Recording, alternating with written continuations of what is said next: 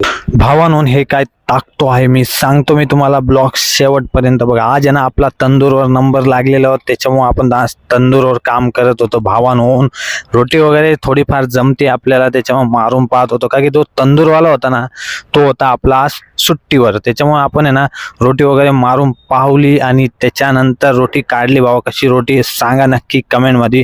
त्याच्यानंतर भाकर वगैरे मारली भावांनो, का की भाकर सुद्धा मारवा पडते तंदूरवर. कधी तुम्ही काम करत असाल ना तर भाकर रोटी सर्व काही मारायचं असतं. त्याच्यानंतर भाकरीचा आटा संपलेला होता म्हणून भाकरीचा आटा लावून घेतला. तुम्ही बघू शकता थोडाफारच येतो आपल्याला लावता, त्याच्यामुळे जास्त काही लावत नाही. तुम्ही बघू शकता कसा लावलेला आहे ते नक्की सांगा.